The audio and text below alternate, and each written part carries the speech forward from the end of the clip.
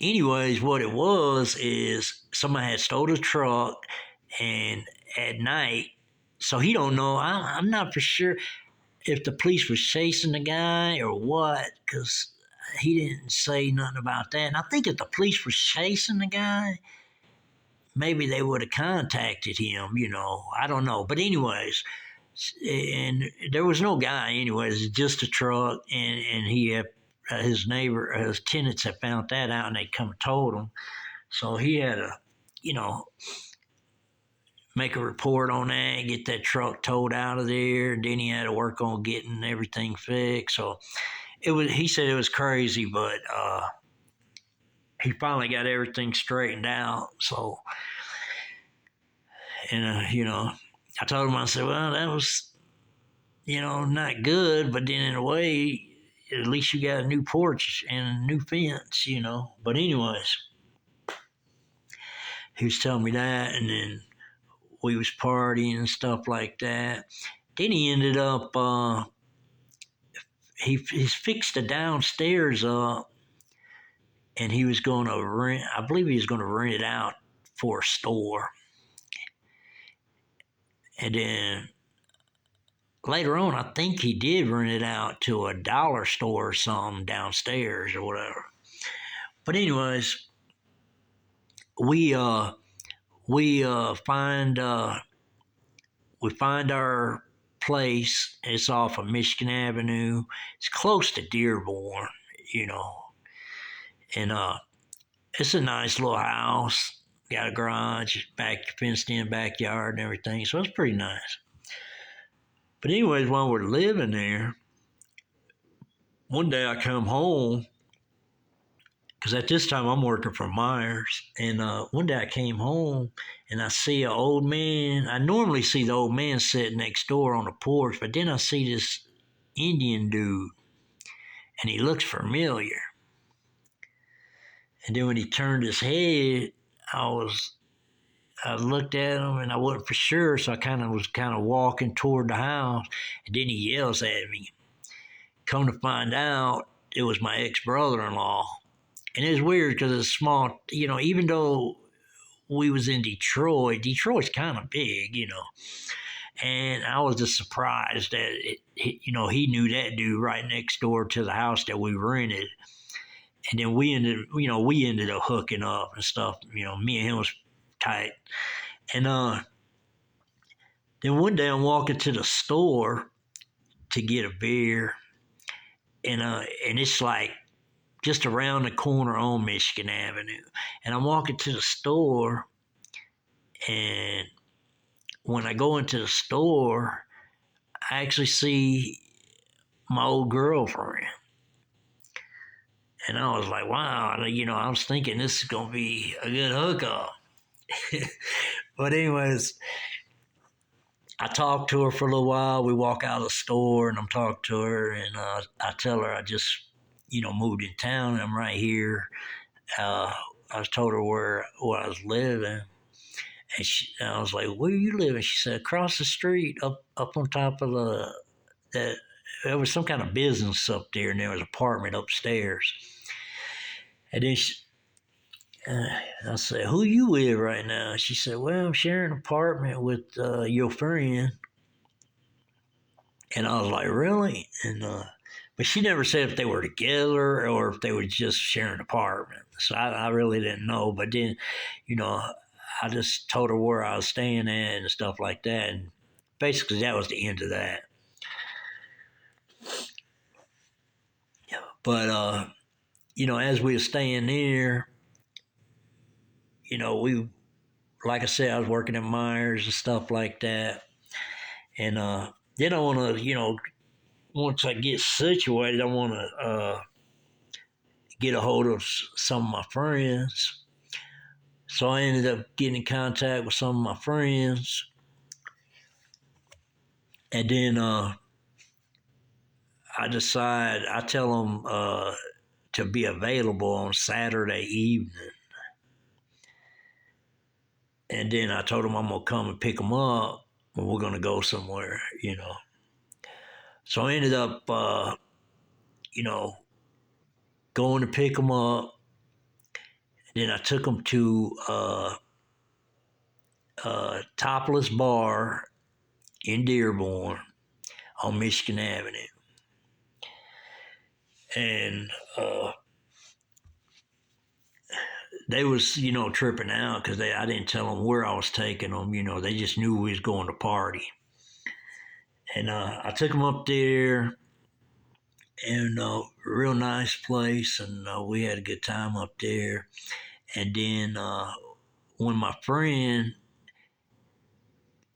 when he, well, this one friend that I got, he used to work at Jim Pollard on Otis and Military. I mean, Livernois and Otis. And it's the same liquor store I worked at, but he worked there for a long time. But anyways, when he went, and he was loving it, and then I waited till he went to the bathroom, and when he went to the bathroom, then I paid a lady to do a table dance when he came out. And man, he was just smiling ear to ear, so and but we had a good time that night, and I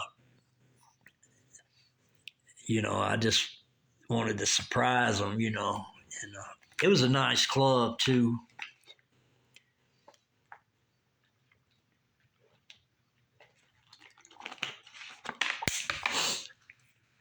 And then after that,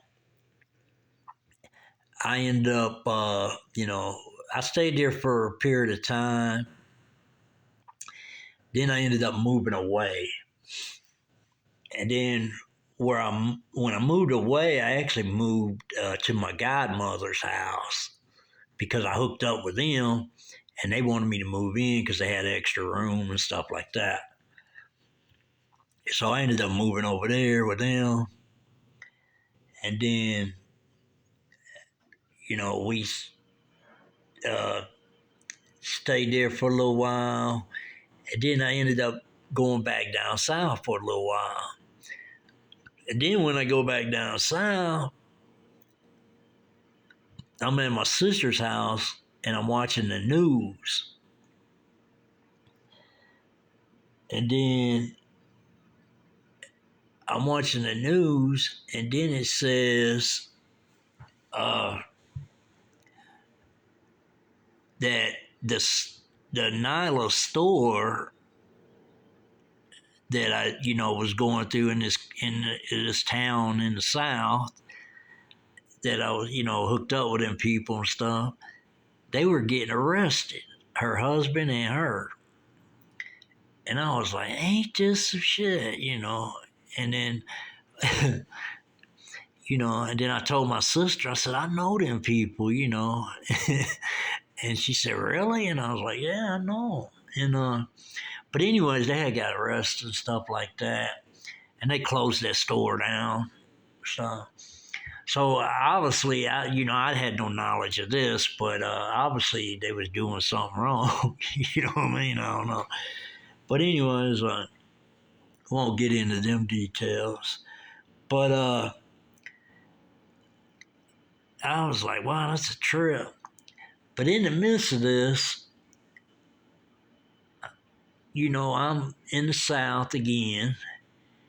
And then the lady that I was with in Detroit, she ends up moving to the South too, into another town that's it's probably 30 minutes out from where Nyla Store's at.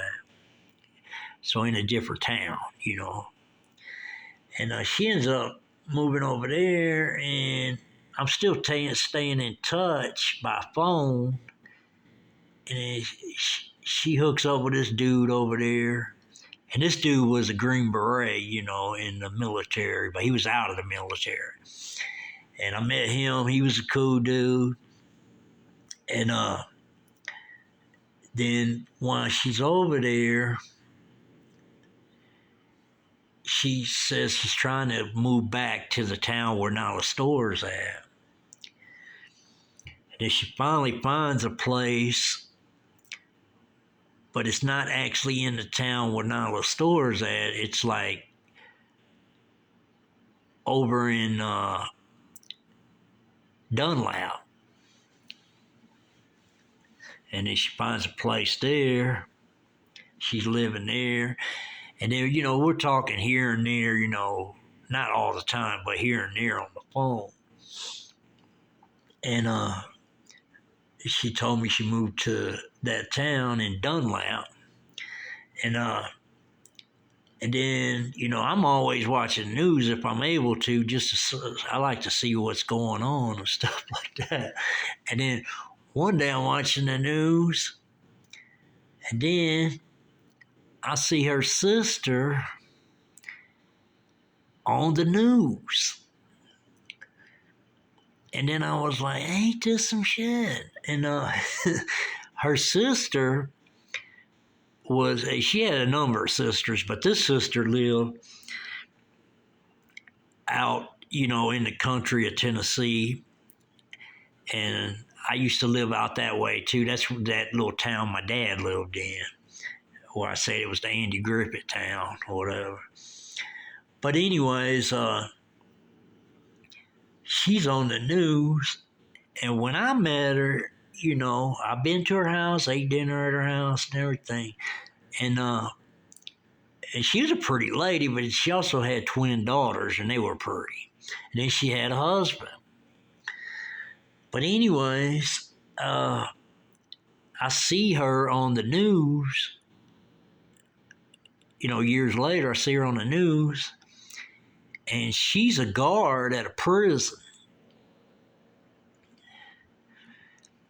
And then what had happened is she got involved with this inmate and actually broke him out of prison.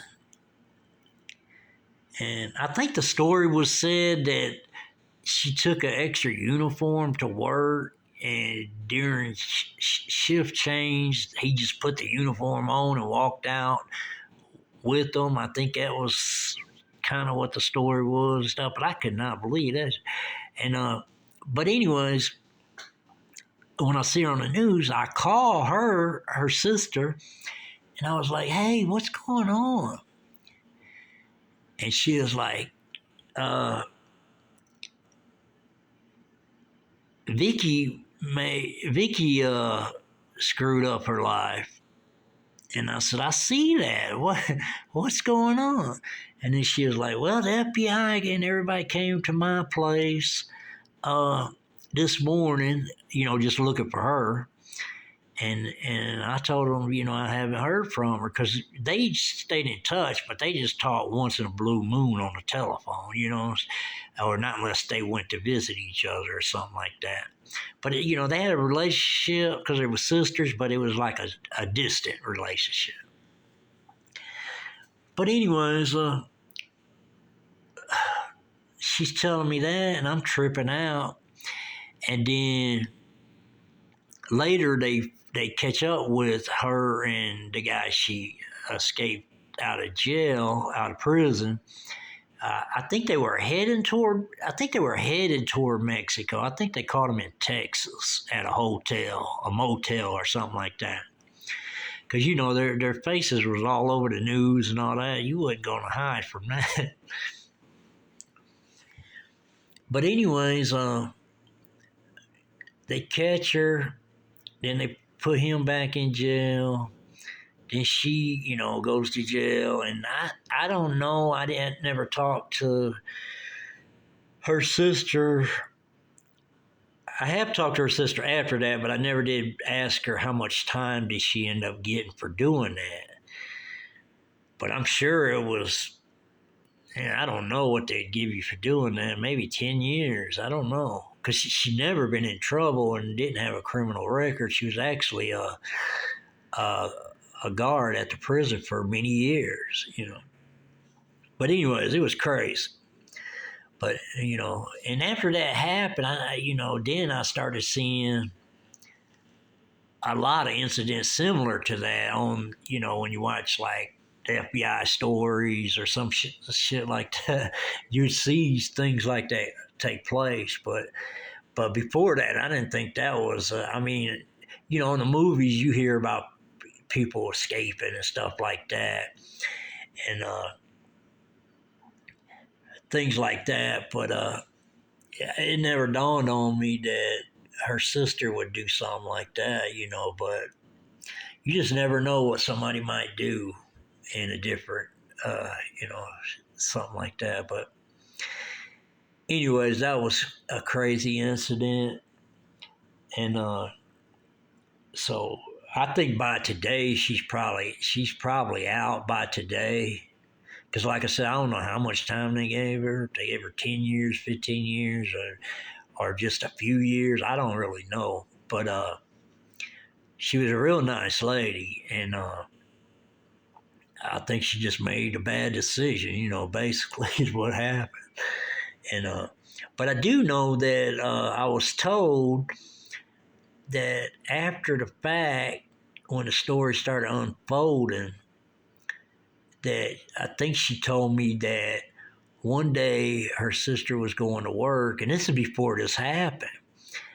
Her sister was going to work, and she got 2,000. She got $2,000 out the bank. I think her daughters told their aunt about it or something. She heard it from some, or maybe another sister or something. I don't know, but she heard this story after the fact, after it was all said and done.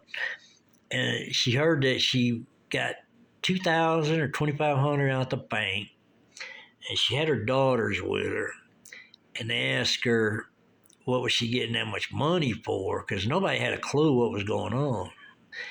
And she said that she was going to buy their dad a big screen TV or something like that. So that was the story she told her daughters, because actually they was with her. From what I understand, and they was just asking her why was she getting that much money. So anyway, obviously that was the money to hit the road with, you know. But that was crazy. So they ended up getting caught and arrested and all that. And the thing is, people do make mistakes, make some bad decisions, but some people make some horrible mistakes and make some horrible decisions. You know what I mean? Because some decisions people make, you can't come back from. You know what I mean? It's just some drastic stuff. And and then later on down the road, the lady that I know that I'm talking about, she ends up moving to Kentucky. And at this time, we kind of lose contact with each other, because we used to stay in contact by phone and stuff like that. And we lose contact, but I do know she moved to Kentucky. Then later on, her kids ended up being, because her kids are my step brother, and I got a half sister and stuff like that. But anyways, they end up in my town, and I pick them up, and I take them out to a Mexican restaurant, and I told them to order whatever they wanted, because I ain't seen them in a long time.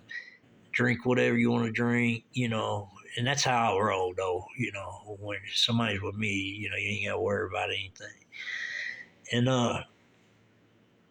anyways, we have a big feast at this Mexican restaurant and stuff, and they said they just got back from amusement park, and they were sunburnt and all that from being out in the sun. Anyways, after that happens, I take them to my house. And at my house, because when I picked them up, I was driving a 4-door Toyota Tacoma. It had chrome wheels on it, black windows. There's a white truck, and I picked them up, and they liked the truck, and we went out to eat and stuff. So when I took them back, my little stepbrother, which he wasn't little anymore, he's grown, and kind of a big boy, But I take him to my house and, showing him where I live and all that. But anyways, I take him around back and he sees my car around back. And he's like, wow, whose car is that? And I was like, that's mine. And first he thought I was kidding with him. And it was a very nice ride, but it wasn't brand new. It was like a 2008 CTS Cadillac, but it was sharp. It was silver with metal flake, gray interior. It was sharp. He said, I bet that thing's got a good stereo in it, don't it? So I had a CD. I had a lot of CDs at the time. And I had a CD in Biggie Smalls. And I put that in and just to let him hear how the radio sounded. And he was loving it, He was like, wow, man, that's a sharp car. But anyways, after the fact, he tells me, he says, hey, guess, I mean, his mom was tight, even though she was my ex-stepmother, we were still friends. And we stayed friends for many years. And she's no longer here anymore, neither. And a lot of people that I talk about in my story is passed away. But it's just my story, so I'm just telling it, And it don't put nobody in jeopardy because they already got caught and did their time, and it's all over with anyways. But anyways, he tells me, he's like, and he really shouldn't go around telling people what he said, but maybe he don't tell everybody, but he told me because I'm a close member of the family. But he's like, hey, Mom's rolling. And I said, really? And people that don't know what the meaning of rolling is, this is just a term where people get money, you know what I mean? And so I was like, really? And he was like, yeah, she's got, all kind of cars and all this other stuff. And she's living in Kentucky. And I was like, man, and I just couldn't believe that in a way because she's a Detroit person, but I just never thought she'd do something like that, But obviously she hooked up with somebody in Kentucky. And as the story comes out, the people that was running the town and the police department and all this shit, the sheriff and all these people was in cahoots of this shit. But anyways, they all got arrested. Everybody got arrested and stuff like that. So it's public knowledge. It ain't no secret. But this is what I found out later on down the road. But anyways, she got involved with people there in this little town in Kentucky. And, started making money, a lot of money and stuff like that. Well, then, I don't know really what happened because this is secondhand information, but I heard that somehow the people got wind of what she was doing, so they were like reporting it. Well, then the authorities, I would say the authorities that actually was going by the law, the authorities set up a girl to go in to get something. I want to say on video.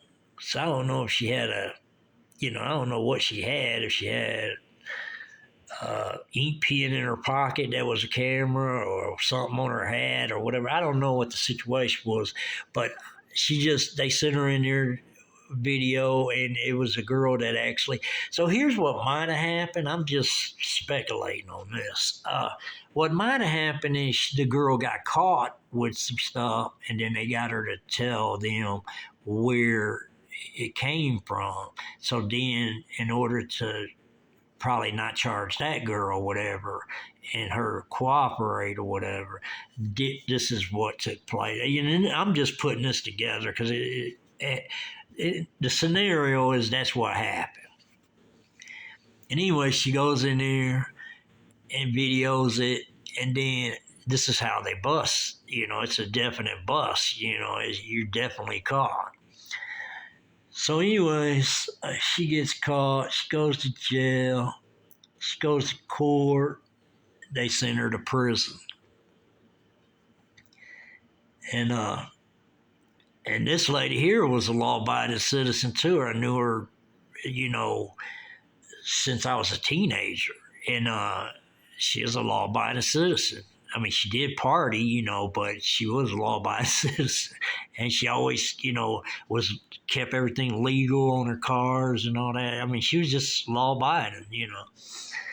But anyways, she just made a bad choice, and sometimes people get in a predicament where they're maybe struggling or whatever, or just tired of being broke, and then somebody comes along, offers you opportunity, and then you take it, even though it's a bad choice. And then this happens to thousands of people. But anyways, she gets caught, gets sent to prison, and then from what I heard that she did her time. But while she did her time, I think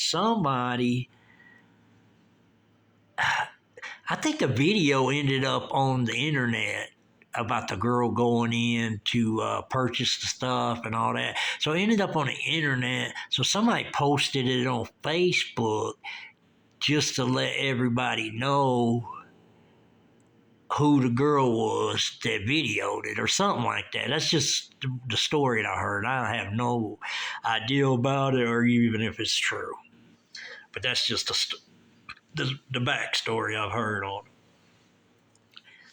But anyways, she gets caught, and then, but I think when she, I don't know if all the other people gets caught.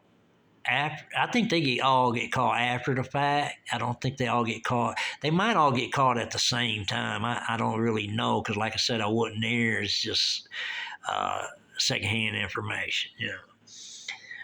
But anyways, that was the stuff I heard, and I just couldn't believe it because she's a law-abiding citizen, and but you just never know. When people get in certain predicaments. Like her sister, she just got involved with the inmate and just decided she's going to try to get him out.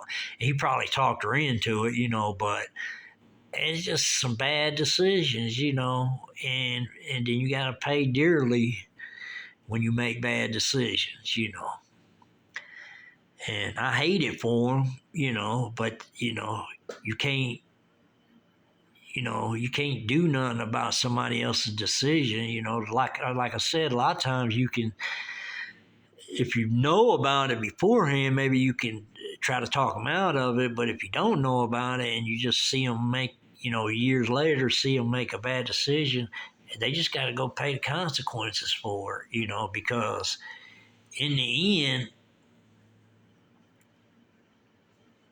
all money's not good money. You know what I mean? So you got to really know that, But some people just, I don't know. Some people just don't know how to maneuver to get the money without breaking the law. Some people, it's just people just making bad decisions, basically. And then later you pay for it. I mean, you might get a good run. You might get a 5-year run or 10-year run, but eventually, the thing about that kind of stuff is you got to deal with hundreds, if not thousands, of individuals. So eventually, the dirt that you're doing is going to come to light because somebody's going to get caught and then they're going to tell on you. That's just the way it is. It's always been like that. It happens. But then some people, just feel like, well, I don't know when I'll get caught, but meanwhile, I'm going to get this money. And, but, people that just feel like they could get the money and they'll pay the consequences later and they know what the consequences are, then, that's them. But a lot of people get involved, the money just makes them blind. And then they're not thinking about when they get caught how much time they can get for it, and they learn the hard way. And then after that, they just regret they did it. But that being said, she ends up doing her time, and then she gets out, and her daughter goes gets her and stuff like that. And then, if I was in her shoes, this is just me. I wouldn't be in her shoes, to be honest with you, because I wouldn't do nothing like that. but anyways, if I was in her shoes when I had got out of prison, I would have moved out of that town. And I really think that was her downfall because she went back to that town and continued staying in that town. And then, all kind of shit broke loose. And she ended up passing away and things like that. So really, and then her health was, she had some health issues too. But it's just all kind of scenario shit. And, but she was a good person, you know what I mean? And she spoke her mind, but she was also nice and friendly to people, and a lot of people just had to know her to understand her, basically. Because she'd come off a certain way, but a lot of times she's only kidding, but some people that didn't know her would think she was serious, you know what I mean? And that's what kind of person she was. But she was a good person, made a bad decision, paid the price, and things like that. And, and that's just the way it goes, You make bad decisions, that's what happens. And, it's just unfortunate, that people make bad decisions. But sometimes when people make bad decisions, that's just because they're having a hard time. Maybe they can't get no help. Or maybe she wasn't really having a hard time, but it was just a way to get some quick extra money, Who knows? Because I wasn't there. But that's a trip, you know what I mean?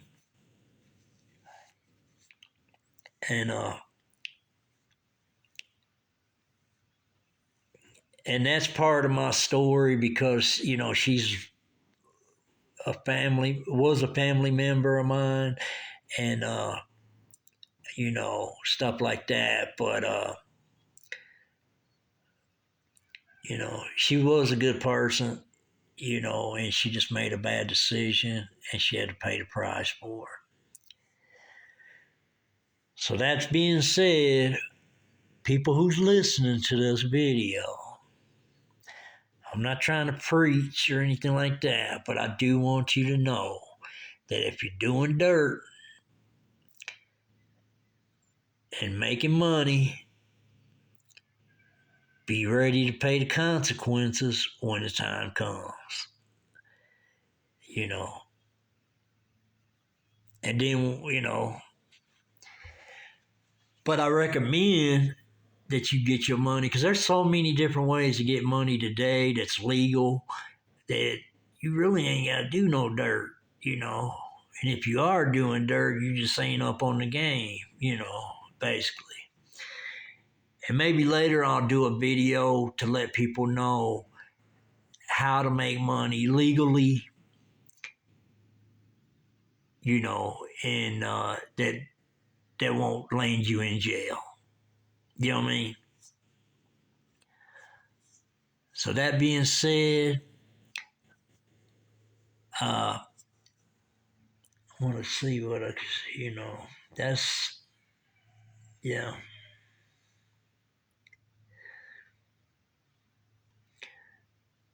Yeah. Also, I want to speak on this incident that happened in that little town at where Nala Store's at. There's a time I was with a lady friend of mine, and we went over to visit one of her friends, and this dude showed up with one of his friends. And I didn't even at this time I didn't know this lady, but the lady that I was with knew her, so she stopped by just to chat with her or whatever. And actually, this lady that I'm talking about is the same lady that went to prison and stuff like that later on down the road. This is way before, uh, over behind Nyla's store. Anyways, this girl lived in apartments in that town. She wanted to go by and see her for some reason, visit her, or whatever. I don't know what it was.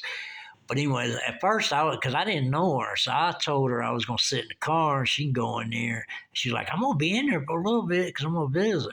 And I was like, she's like, it's cool, you can come in. And I said, all right. So I went in. So then this big dude shows up with a friend of his. He's got a fifth of liquor, and and I didn't know him at the time, but I have seen him at this drive-through store in town that he actually worked there. And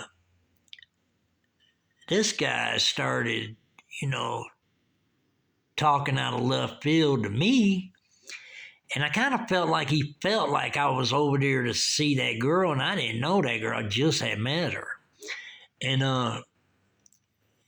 but that wasn't the case. But he thought something different. He had his friend with him, so he was going to try to be Bucky. But so I told the lady I was with, I said, "Hey, I'm gonna head out." So I left on foot because we didn't live too far from that place. And then I left, and then all of a sudden, a car comes up behind me, slams on the brakes, and it's that dude and his friend. And he pulls a gun out on me. And he was like, I should shoot you and just leave you here in the ditch. And I said, man, I don't know what you're talking about. I said, well, you think something's going on with that girl? And he was like, you better not be messing with my girl or something like that. And I was like, man, that ain't what. So I tried to explain to him, what actually happened, that only that lady that I'm with knows her. So she asked me to bring her over there. And I was going to sit in the car, and she told me to come in. And I said, that's how that happened. And, but he really pissed me off when he pulled that gun on me because I've been shot before. And, so he pulls the gun, then he puts his gun back, behind his pants or waistband or whatever. Then he gets his car and they leave.